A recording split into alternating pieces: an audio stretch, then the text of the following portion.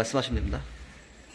그러니까 오늘은 그 지도자를 선택하는 방법에 대해서, 그리고 어떤 지도자가 될 거예요. 전공자면은 어떤 지도자가 되는 것이 바람직한지에 대해서 좀 떠오른 게 있어서 할 건데, 일단 크게 이제 일반인 대중들이나 우리가 관심 있는 것들은 체지방 감소, 근육 증가, 영양, 크게 세 가지야.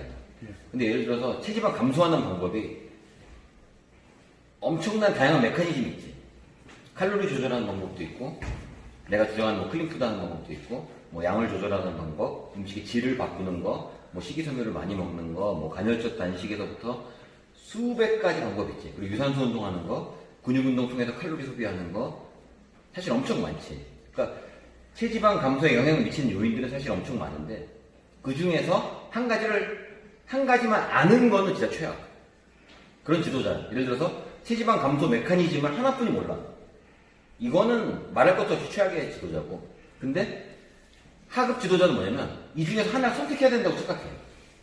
만약에 내가 해보니까 유산소 운동이 제일 좋아. 유산소 운동만 해. 이렇게 체지방 감소인 유산소 운동해야 라고 주장하는 건 이제 하급. 상급 지도자는 뭐냐면 변인들이 다양하게 있지.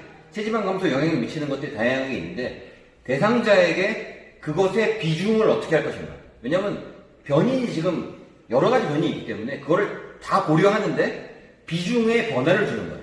그건 단계마다. 시력 검사를 해서 렌즈를 맞추는 것처럼, 지금 태원이는 이 정도 수준이니까, 뭐, 유산소 운동보다는 근력의 비중을 높이고, 칼로리 조절보다는 클린푸드 비중을 높이고, 근데 시합 때 가니까 질적인 고민보다는 양을 좀 조절해보고, 이런 비중의 조절을 할 수 있는 게 이제 상급 지도자예요. 근육 증가도 마찬가지예요. 근육의 증가에 영향을 미치는 요인을 이해를 해야지.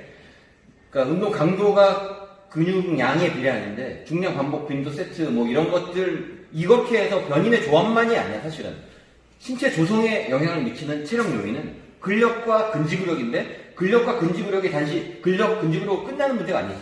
왜냐면 근력 근지구력은 수많은 숫자의 조합을 해가지고 근력을 테스트할 수 있는 변인들, 근지구력을 테스트할 수 있는 변인들이 종목별 부위별로 수천 가지가 있는데 그걸 지금 머릿속에 갖고 있고 얘한테 그것의 비중을 어떻게 할 것인가를 고민하는 거야. 벤치랑 팔굽혀펴기, 뭐 덤벨 운동, 케이블, 뭐 딥스 이거를 다 인지하고 있고 그 중에서 얘는 팔굽혀펴기만 해야 돼 라고 주장하면 하급이지. 그게 아니라 얘는 지금 이 정도 수준이니까 팔굽혀펴기 비중이 높지만 벤치도 하고 뭐 중량도 하고 뭐 케이블도 하고 이렇게 할 수 있는 지도자가 돼야 된다는 거지. 결국은 선택의 문제가 아닌 걸 선택의 문제로 착각하는 건 하급 지도자고 선택의 문제가 아니라 비중의 문제고 단계별로 비중의 변화가 있어야 된다는 걸 인지하고 지도할 수 있어야 된다는 거예요. 얘네들도 마찬가지야. 얘네 지도자 돼서 마찬가지로 내가 몸 좋아질 때 반복 위주로 했더니 몸이 좋아졌어. 그렇다고 반복이 최고가 이렇게 착각하면 바보야. 그 단계에서 반복의 비중이 높았을 때 효과가 있었구나. 그러면 비중의 변화는 항상 있을 수 있는 거야. 반복의 비중을 둘 수도 있고 중량의 비중을 둘 수도 있고 운동량의 걸 둘 수도 있고 뭐 빈도를 뭐 줄이는 거에 비중을 둘 수도 있고 그건 비중의 문제로서 접근해야지 좋고 나쁘고 예를 들어 쉽고 어렵고 뭐 이런 거를 고민하는 게 아니야.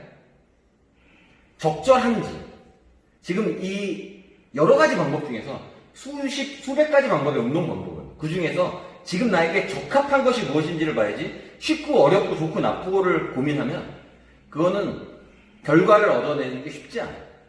그건 왜냐면 그건 로또야.